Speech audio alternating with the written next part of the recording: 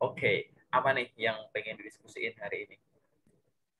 Hari ini kan saya fresh graduate ya, Pak. Hmm, Inginnya tuh lebih mendalami tentang apa sih kesalahan yang mungkin membuat CV saya kayak nggak lolos tahap screening kayak gitu loh, Pak, ke perusahaan juga itu.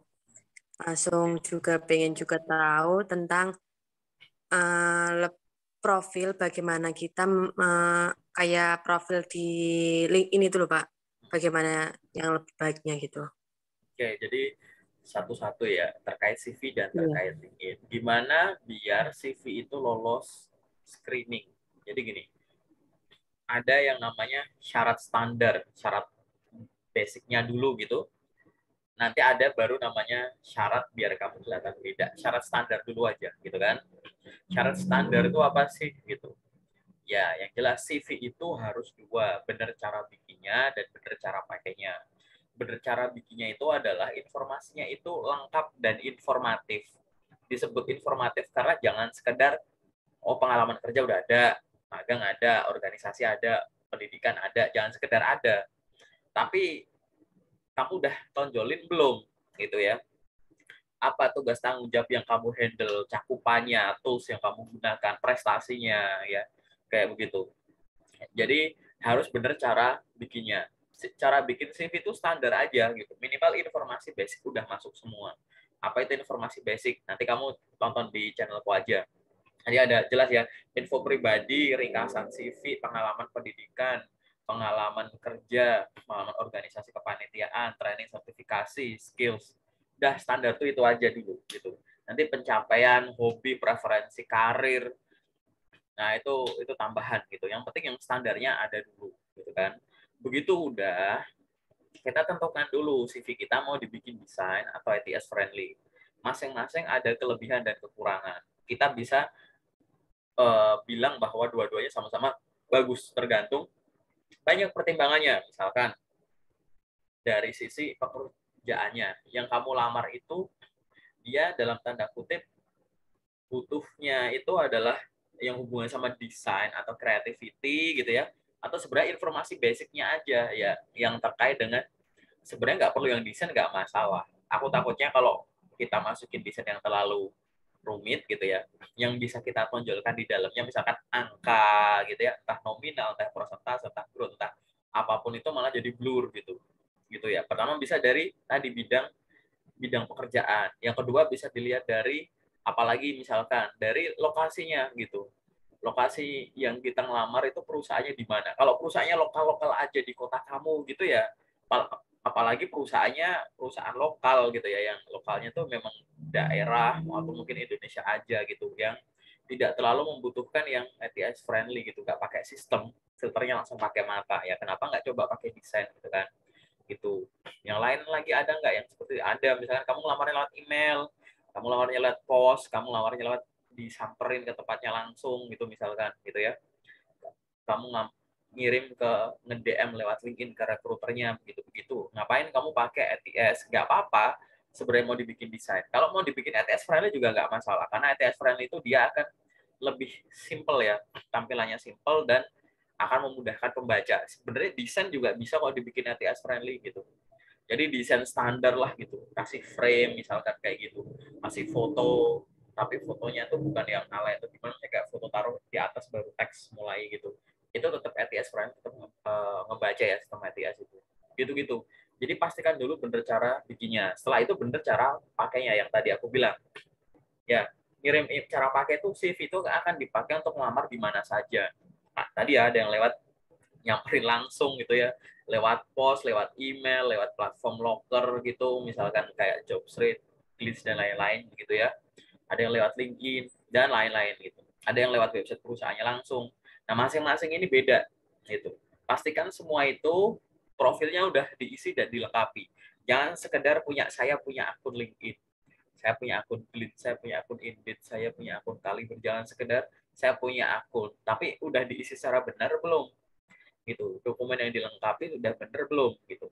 Jadi untuk optimasi adalah harus benar cara bikinnya dan benar cara pakainya. Begitu tadi udah diisi, ya udah CV-nya silahkan dikirim sesuai dengan dewan peruntukannya. Caranya masing-masing platform kan beda. Jangan memperlakukan LinkedIn seperti Jobstreet misalkan. Begitupun sebaliknya, nanti nggak jadi gitu. Ya, karena semua platform ini tetap kita bisa anggap sebagai sosial media. Ada yang lebih menonjol dari sisi medianya. Kayak platform pencari kerja itu kan kamu nggak bisa ngobrol sama HR-nya, kamu nggak tahu muka HR-nya, cuma platform aja. Cari loker yang cocok, apply gitu. Nah, ini dari sisi sosial media lebih nonjol dari sisi medianya, sosialnya kurang. Tapi LinkedIn tuh imbang misalkan. Apply bisa, kamu tahu pengen tahu orang, jangankan rekruternya, orang jabatan paling bawah sampai CEO aja kamu bisa ketemu, punya akunnya di sana. Jadi dia mengizinkanmu untuk mengeksplor dari sisi medianya, yaitu media menemukan loker gitu ya, media mencari kerja. Tapi ada sisi sosialnya, kamu bisa connect orang, follow orang, komen orang, kenalan orang, nge-DM orang. Nah, ini harus imbang gitu.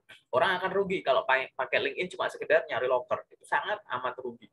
Itu semacam kamu punya handphone canggih cuma kamu pakai buat SMS gitu. Sayang banget itu. Ngapain kalau cuma SMS beli yang 200 ribuan aja, 300 ribu itu juga bisa SMS gitu ya. Jadi fitur-fiturnya dilengkapi. Nah, ini menyambung ke pertanyaan kamu yang nomor kedua gitu ya. Kalau pakai LinkedIn gitu ya, biar bagus, biar menarik, biar dilirik lah, dikunjungi gitu gimana? Sama, dilengkapi dulu. LinkedIn pun juga sama. Harus benar cara bikinnya. Semua menu, nggak ada rahasia kok di LinkedIn. Jadi semua menu itu diisi. Di CV-mu dicek ada pengalaman kerja nggak? Pastikan di LinkedIn-mu ada. Di CV-mu ada pengalaman magang nggak? Pastikan di LinkedIn-mu ada. Kamu punya pengalaman organisasi nggak? Di CV ada nggak? Pastikan yang di LinkedIn juga ada gitu. Jadi harus lengkap dulu cara ngisinya. Gitu ya, Siti ya, gitu. Jadi harus lengkap dulu cara ngisinya. Setelah itu baru cara pakainya. Nah, cara pakai LinkedIn itu macam-macam. Connect ke orang, follow orang, komen orang, bikin postingan, ngucapin selamat utang, ngucapin selamat dapat kerjaan baru, join ke komunitas, apply job, banyak banget gitu. Yang bisa kamu lakukan secara gratis. Nah, silahkan lakukan itu secara konsisten. LinkedIn itu harus selalu digunakan kapanpun, bahkan saat kamu udah dapat kerja. Orang misalkan pakai platform pencari kerja, dia kan aktif. Begitu dia dapat kerja, platformnya ditinggalin, nggak masalah. LinkedIn nggak bisa gitu. LinkedIn kalau kamu udah pakai, dapat kerja, harus kamu maintain. Kalau enggak, suatu saat kamu butuh untuk nyari kerja lagi. Kamu mulai lagi dari nol. Branding lagi kamu siapa, ya kan? Ntar lama nggak aktif, tiba-tiba kaget loh. CV kok formatnya sekarang gini ya? Dulu nggak ada tuh ATS friendly itu apa gitu-gitu. Banyak itu dialami sama orang-orang yang seusia aku gitu. Ya kita beda, cuman aku masih milenial ya. Kalau aku maksudnya milenial, kalau kamu nggak tahu ya, mungkin kamu lebih muda lagi kali gitu. Aku pun ngerasa bahwa banyak teman-temanku yang setelah lulus dapat kerja dan memang beliau-beliaunya itu nggak pindah-pindah kerja kan memang. Ya paling baru 5 tahun 6 tahun gitu atau nggak bikin CV lah gitu. Begitu tahu mulai aktif di LinkedIn lagi kaget loh, ini kok formatnya begini gitu. Ya karena nggak update. Nah, update inilah yang harus kita gunakan gitu. Hal yang sama bisa diperlakukan untuk apa? Sosmed yang lain gitu. Jangan cuma ngelihat bahwa Instagram hanya untuk posting-posting kayak begitu, TikTok hanya untuk joget-joget, Twitter hanya untuk nyari yang sensasional yang lagi trending dan lain-lain. Gitu. Masing-masing itu bisa digunakan untuk mensupport kemampuan profesional, memahalkan diri gitu. Jadi CV kesimpulannya adalah CV sama LinkedIn keduanya sama. Butuh benar cara bikinnya dan benar cara pakainya. CV itu duplikat kemampuan profesional diri. Gitu. Dari CV, kamu duplikat kemana-mana. Duplikat ke LinkedIn, duplikat ke email, duplikat ke Jobstreet, duplikat ke Glints, gitu. Ini kan akun-akun nih. Akun-akun kan minta dilengkapi nih ya. Nah, minimal itu harus lengkap CV. Jadi diduplikat. Jadi kalau kamu ada kemampuan baru, kamu habis ikut magang misalkan, kan CV-mu diupdate. Setelah CV udah update, ya udah yang lain juga ikut diupdate gitu. Jadi akan salah kalau kamu upload CV ke LinkedIn sebagai postingan. Kamu akan sering lihat ya di timeline itu. Orang posting CV itu sebenarnya salah. Cuman karena gerakan massal jadi kelihatan benar. Gitu. CV itu tidak untuk itu. CV di-upload di LinkedIn itu hanya untuk kalau kamu upload lewat menu jobs itu yang di atas itu ya. Gitu. Itu benar. Ya, tapi bukan diposting sebagai postingan, apalagi banyak informasi pribadi. Jangan dikira informasi pribadi yang berpotensi disalahgunakan hanya nomor telepon dan email. Itu satu dokumen kamu tuh bahaya gitu. Kalau diposting semacam itu. Tapi apakah aman kalau kita apply di atas terus akhirnya nanti juga ada loker palsu yang nggak sengaja kita apply, ya nggak masalah. Tapi kan kita udah mengikuti guideline-nya LinkedIn, sehingga LinkedIn itu bisa memprotek kita, ya kan? Karena kita ngikutin aturan. Ya gimana kalau kita ngeposting nggak sesuai aturan, kenapa-napa di kita, ya LinkedIn ya nggak tanggung jawab dong. Salah sendiri kamu nggak ngikutin guideline, kan gitu. Jadi ditanggung sendiri, gitu. Sehingga jawabannya gitu ya. CV sama LinkedIn sama saja, biar menarik itu adalah bener cara bikinnya dan bener cara pakainya. Cara pakai itu activity. Cek ulang, kamu ngelamar-ngelamar kerja itu sejauh ini kamu pakai platform apa? Oh ya, Kak, aku nyari kerja tuh didefinisikan dulu. Aku nyari kerja yang begini, begini, begini, begini. Lokasinya yang begini, begini, begini. Aku cari yang sesuai bidang. Kalau nggak sesuai bidang, aku cuma mau yang ini. Aku di sini pakai email, lewat website, lewat grup WA aku misalkan, lewat LinkedIn, lewat apa gitu. Ya udah, habis itu ditarget gitu. Masing-masing sehari aku lamar dua. Konsisten dulu seminggu misalkan. Nanti dievaluasi mana yang ada panggilan gitu. Oh, kok yang banyak panggilan lewat sini, yang ini kok kurang. Ya udah, yang ini dipertahankan, yang ini coba dicari formulanya, dievaluasi lagi gitu caranya sih. Dan itu kalau rutin itu nggak ada masalah sih, cuma kayak gitu doang ya. Itu secara general gitu ya jawabannya. Ada pertanyaan lagi nggak? Pak modelnya kan katanya di LinkedIn itu kayak connect, kayak follow ke orang lain itu ada batasnya, itu apakah benar ya Pak? Kayak Oke, follow, kayak connect kalau orang lain itu kayak HR atau teman gitu. oke. Jadi batas itu ada yang namanya batas mingguan dan ada namanya batas kuota mutlak per akun gitu ya. Jadi aku ngomong connect sama follow. Kalau follow sendiri, aku belum pernah nemuin limitnya. Mungkin kalau nanti di menu ada keterangannya kali ya, berapa follow. Karena sejauh ini follow aku belum pernah dibatasin gitu. Kayak follow-follow kayak enjoy-enjoy aja gitu. Follow ya, inget ya gitu. Tapi kalau connect itu ada dua batasan dan aku selalu kena kena kena blokir. Aku langganan blokir bertahun-tahun karena aku pengen akunku banyak temennya gitu. Apa itu? Ada namanya blokir mingguan. Jadi blokir mingguan itu adalah jumlah koneksi yang bisa kamu kirimkan ke orang dalam waktu 1 minggu. Nah, blokir mingguan ini ya nanti akan dipengaruhi dengan misal kamu connect ke orang. Connect itu artinya pengen berteman karena ke depan pengen ngobrol. Follow itu artinya kamu pengen tahu soal aku tapi tanpa perlu kita kenal, nggak apa-apa. Karena aku nggak butuh kenal. Aku cuma butuh ngikuti postinganmu ibaratnya. Aku cuma butuh ngikuti aktivitasmu.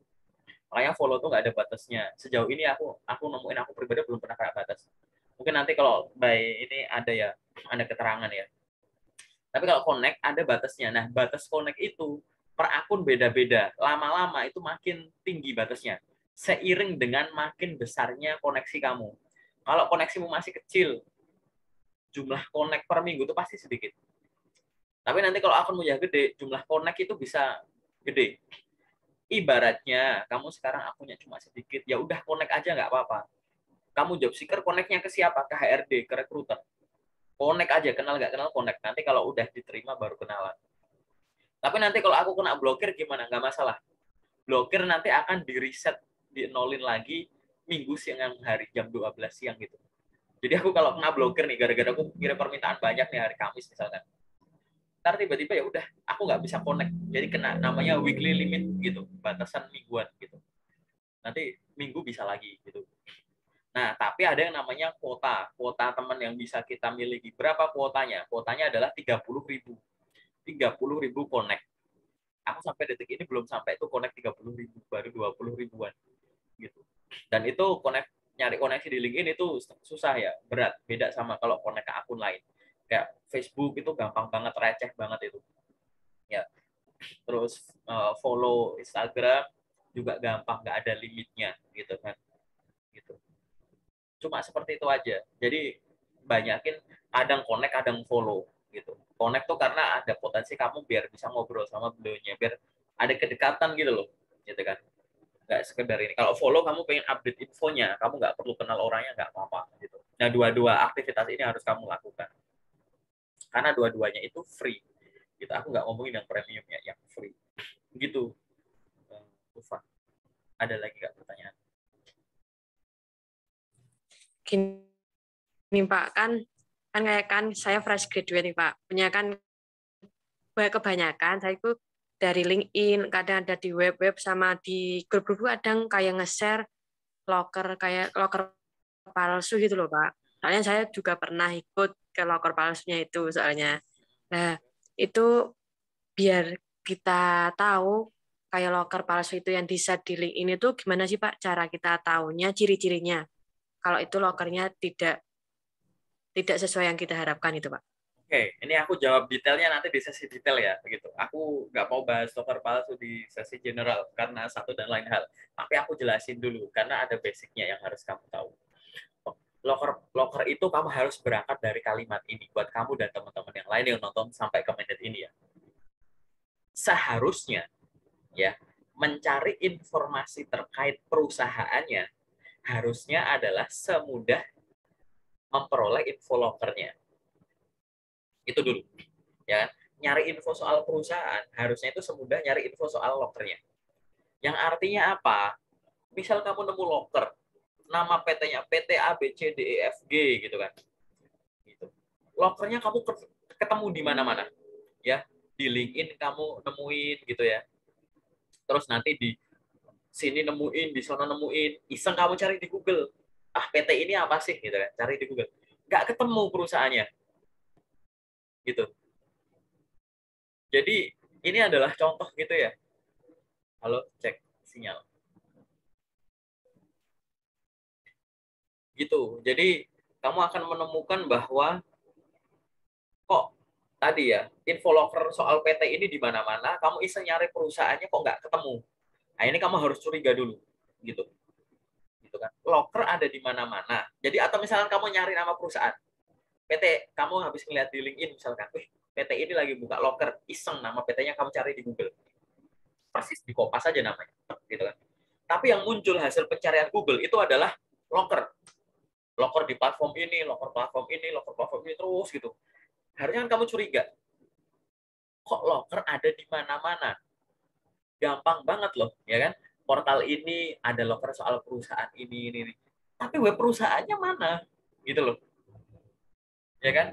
Ini kan aneh. Masa iya mencari info locker itu gampang banget, tapi untuk nemuin info soal perusahaan itu susah. Lah ini terus yang posting locker di mana-mana ini siapa? Itu. Berangkatnya ke arah sana dulu. Paham ya? Gitu. Itu yang pertama, cara ngeceknya. Yang kedua adalah kamu namanya multi check ya, multiple check gitu. Begitu kamu lihat suatu locker, itu kalau namanya nggak familiar, cek dulu perusahaannya sebelum memutuskan untuk apply. Cara ceknya itu di 3 tempat paling gampang. Pertama di LinkedIn, ya. Yang kedua di Google Maps, oke. Sebenarnya bukan LinkedIn sih, namanya sosmed nomor 1 tuh. Sosmed. Jadi cek di LinkedIn sama cek di Instagram misalkan. Oke. Yang kedua, cek di Google Maps. Gitu. Yang ketiga, cek di Google Search. Gitu. Di Google Search itu untuk nyari apa? Nyari website, nyari ulasan soal perusahaannya. Gitu. Begitu kamu kebiasa seperti itu, nah udah, nanti akan lebih gampang. Dan yang ketiga, mungkin kalau ada cara lagi biar terhindar itu adalah, jadi gini, kamu akan menemukan, bahkan di LinkedIn ya, aku udah menemukan beberapa kali akun premium, tapi lokernya palsu. Jadi itu akunnya akun palsu. Gitu. Jadi orang mau nipu orang itu modal. Kayak gitu. Aku udah nemuin itu. Terakhir 2021 kemarin aku nemuin akun palsu gitu. Nah, sekarang gimana ceritanya gitu. Sebenarnya loker palsu itu lebih mudah ya ditemuin di LinkedIn. Karena makin sering orang nge-share loker asli, loker palsu itu makin kelihatan. Itulah enaknya pakai LinkedIn. Ya kan? Tapi yang penting satu, kita jangan kagetan kalau dapat panggilan tes. Begitu ada panggilan tes gitu ya, dicek ulang gitu. Loker palsu tuh biasanya kayak gimana sih? Ya, minta akomodasi. Minta biaya akomodasi ini itu ya. Ngirim surat panggilan padahal kita nggak ngelamar. Makanya kalau ngelamar paling diarsipin gitu. Kok ada panggilan padahal kita ngelamar. Formatnya acak-acakan. Kadang body email nggak ada, tiba-tiba ngirim PDF. gitu-gitu. Nah, ini kamu harus hati-hati di situ. Nah, selain loker palsu yang lewat itu, mungkin juga kalau di LinkedIn itu ada namanya akun palsu. Akun palsu itu seolah-olah akunnya asli dan dia menawarkan loker. Nah, masalahnya loker palsu yang ditawarkan oleh akun palsu nggak semuanya kelihatan.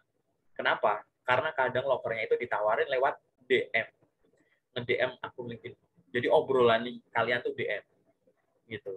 Nah, kalau misalkan obrolannya DM seperti itu, aku kasih saran ya jangan buru-buru pindah ke WA. Biasanya kalau di DM kayak boleh minta nomornya sehingga saya bisa menjelaskan lebih lanjut gitu. Ya kalau menjelaskan lebih lanjut silahkan jelaskan dulu di LinkedIn. Saya bisa lewat LinkedIn kok gitu. Butuh telepon silahkan mau kapan tapi tak dulu silahkan awalannya dulu.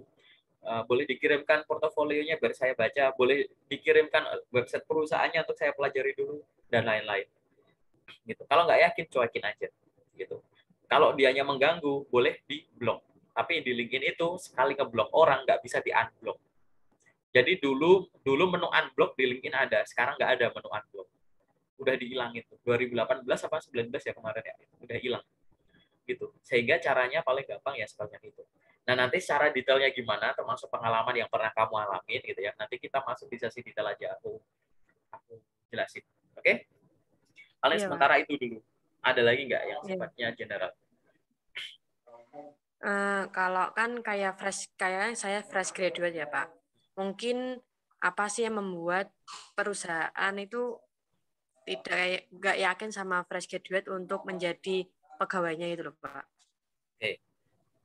Pertanyaan kamu aku jawab kata siapa gitu. Tuh. Fresh, buktinya apa? Buktinya fresh grade itu lowongannya ada banyak gitu. Bahkan lowongan fresh grade kadang disandingkan dengan lowongan yang berpengalaman setahun atau 2 tahun.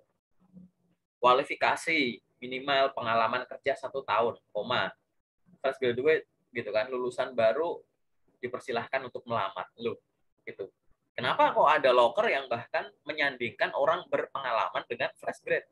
Karena pada titik-titik pengalaman kerja tertentu, hal tersebut itu bisa dikejar atau diisi oleh oleh seorang fresh grade yang dia itu benar-benar giat ya, pembelajar ulung gitu ya, fast learner gitu. Gitu. Jadi itu bisa seperti itu. Jadi jawabanku dari pertanyaanmu adalah ya kata siapa kok nggak yakin. Tapi balik lagi, mau ngerekrut fresh grade atau ngerekrut yang udah berpengalaman, tergantung kebutuhan perusahaan dan tergantung sumber dana maksudnya ya, yang mereka miliki. Ada orang yang aku butuh cepat, posisi ini harus butuh yang berpengalaman. Ya udah aku ngambil yang berpengalaman. Modalnya lebih tinggi nggak apa-apa. Kita punya budgetnya gitu. Ada yang kita butuh posisi ini, tapi nggak urgent-urgent amat gitu. Sehingga daripada kita beli yang langsung mahal, kita ambil dari yang masih muda. Kita kasih pembelajaran training ini itu, bahkan program khusus lewat MT gitu ya, biar dia cepet pinternya gitu. Setelah sekian bulan kalau dia survive lolos, dia akan selevel dengan orang yang ini. Nah, ini kita bisa ngehemat kos sekian. Nah, semacam ini. Ya, gitu. Ya, perusahaan tuh ada yang memang strateginya. Nah, strateginya cari yang sudah berpengalaman, ada yang lewat cari yang fresh grade. Tapi kalau yang bilang bahwa kok fresh grade, kok kurang yakin ngerekrut fresh grade, menurutku tidak. Karena locker fresh grade ada banyak, dan terkadang locker fresh grade disandingkan dengan locker yang orang yang berpengalaman, yang artinya ada titik di mana kalian itu setara gitu. Nah, sehingga kalau kamu merasa bahwa oh mungkin tapi info lokernya kok cuma ada sedikit, mungkin tempatmu nyari loker untuk fresh grade itu masih kurang tepat, atau tempatnya sudah tepat tapi kurang kamu explore, sehingga untuk menemukan loker soal terkait fresh grade kayaknya susah gitu. Atau cara ketiga mau pakai cara aneh ini hanya untuk diuji gitu. Coba cari loker di bawah 1 tahun tapi tetap kamu lamar walaupun kamu fresh grade. Kira-kira nanti gimana responnya? Bisa langsung kamu lamar lewat platform atau cari rekruternya di LinkedIn dan minta izin bahwa saya ingin mengirimkan ini karena saya ingin. Saya memang fresh grade, tapi saya yakin saya memiliki sesuatu yang sudah saya pelajari waktu kuliah, baik itu pendidikan formal saya, kemampuan magang saya, part time atau freelance saya, gitu. gitu kan. Ditambah dengan tadi nanti kalau saya udah masuk pasti saya bisa diajari karena saya pembelajar gitu. Yakin aja gitu. Yang artinya adalah kalau kamu nggak yakin pada diri sendiri, gimana kita yakin sama kamu? Itu aja. Gitu ya. Bahasanya kan kayak gitu ya. Oke. Iya, Pak. Ada lagi nggak ya? General. Menarik ya pertanyaannya. Pertanyaannya berwarna-warni. Bagus. Jadi bahasnya Iya, bisa Pak. banyak hal. Apalagi yang lainnya yang kamu tanyain. Iya, sama ini Pak. Pengen tahu kayak fresh graduate selain kayak kita harus cari kan, nggak mungkin kadang kita harus memiliki pengalaman juga. Kayak apa sih yang harus diperlukan untuk fresh graduate untuk bisa memiliki apa ya? eh, kayak internship itu ya Pak, kayak pengalaman kerja untuk bahan di CV kita itu Pak. Punya. Ini, kamu pengen punya skill untuk bersaing atau punya kesempatan ikut internship? Yang mana? Pengen punya skill dulu Pak, baru ingin ikut internship gitu. Ya gini, kalau pengen punya skill untuk bersaing kan ada dua. Ada skill yang satu, sifatnya itu adalah yang kamu pelajari di pendidikanmu paling terakhir lah gitu. Jangan sampai itu lupa. Ya. Yang kedua adalah skill yang dikembangkan oleh dirimu sendiri, yang merupakan inisiatifmu sendiri. Kenapa? Karena kamu tahu perjalanan karir kamu tuh mau kemana. Aku pengen ke sana, tapi aku belum bisa ini. Oke, aku pelajari dengan cara begini. Aku pengen ke sana, tapi aku belum jago ini. Oke, aku pelajari dengan cara gini. Caranya macam-macam. Ya, belajar sendiri, cari coach atau mentor, ikut training, ya ikut pelatihan, termasuk ikut internship. Gitu. Jadi, makanya tadi, kamu harus bisa mendefinisikan diri dulu. Kamu pengen berkarir ke arah mana? Gitu kan. Kamu pengen jadi apa? Oke, aku pengen kalau bisa sesuai bidang, aku pengen jadi ini. Tapi kalau nggak sesuai bidang, aku pengen ini. Nah, habis itu kamu breakdown dulu. Untuk sebagai ini dibutuhkan kualifikasi semacam ini. Kamu udah bisa belum? Gitu. Untuk bisa jadi ini harus butuh kualifikasi semacam ini. Kamu udah bisa belum? Udah, bagus. Masih belum sempurna, sempurnakan. Masih belum bisa, cari tahu. Gitu. Gimana ya biar aku bisa ini? Gitu. Karena akan ada di semua industri itu kemampuan yang dibutuhkan. Soft skill ada nggak ada. Soft skill minimal tuh leadership, komunikasi, sama teamwork.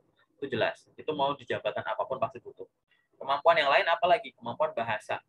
Ya, kamu kerja dimanapun jago kemampuan bahasa Indonesia, bahasa Inggris ataupun bahasa asing yang lain itu sangat diperlukan, gitu kan. Terus kemampuan apa? Kemampuan numeris, angka, pengolahan data, gitu.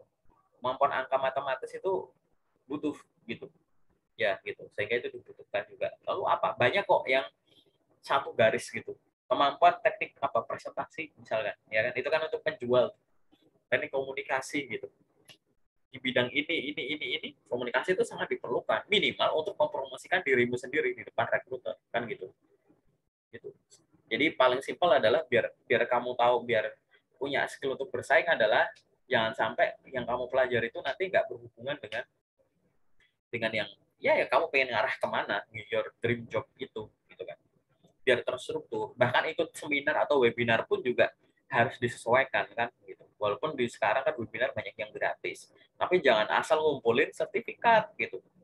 Oh, aku pengen belajar terkait tubuh manusia, ya udah satu satu momen kami ikut webinar terkait tubuh manusia, webinar selanjutnya terkait tangan, selanjutnya kaki, selanjutnya kepala, selanjutnya sistem pernafasan gitu. Jadi ikut seminar pun gratis, webinar gratis pun nggak asal ikut webinar. Kadang kamu ikut yang general dulu bahasnya, habis itu yang spesifik, tapi masih segaris. Gitu, biar kamu ilmunya nambah, nggak ngulang gitu. Gitu, nggak ngulang di sini, ngulang-ngulang sertifikatnya jadi 5, tapi sebenarnya sama aja ternyata webinarnya ya, ibaratnya gitu. Ditambah tadi karena aktivitasnya banyak, kamu harus punya kemampuan memanage waktu dengan baik gitu. Waktu kita sama-sama 24 jam misalkan, dikurangi waktu tidur, dikurangi waktu bantuin orang tua, dikurangi waktu olahraga dan ibadah, dikurangi waktu me time ya happy gitu. Nah, nanti akan ada waktu murni itu di situ, waktu kosong. Nah, waktu kosong itu silahkan dibagi jadi 2 gitu. Kalau kamu masih job seeker gitu ya, separuh buat buat nyari kerja, separuh buat belajar apa gitu. Kalau kamu udah kerja, bagi 2 juga. separuh untuk kerja, separuh untuk pengembangan diri. Nah, ngeparuh ini nggak harus 50-50 gitu. Porsinya mungkin ini lebih karena aku job seeker misalkan. Waktu murniku katakanlah dari 24 jam, waktu murniku 7 jam, ya kan? Statusku job seeker misalkan. Ya udah 5 jam untuk nyari kerja, 2 jam untuk belajar, misalkan 1 jam belajar bahasa Inggris, 1 jam belajar Excel, misal. Kayak gitu. Gitu. Jadi harus semacam itu pembagian waktunya, dan itu masing-masing orang beda, tergantung. Karena aku nggak bisa maksain kamu pakai jadwalku gitu. Gitu ya, gitu ya. Ya siapa Ulfa? Baik, Sorry. Pak. Iya, Apalagi? Pak. Ya, Pak. Apalagi yang pengen kamu Hmm. tanyain? Yang general sifatnya. Ya, itu dulu, Pak. Itu dulu ya. Oke, kita masuk Iya. ke yang spesifik aja ya. Iya.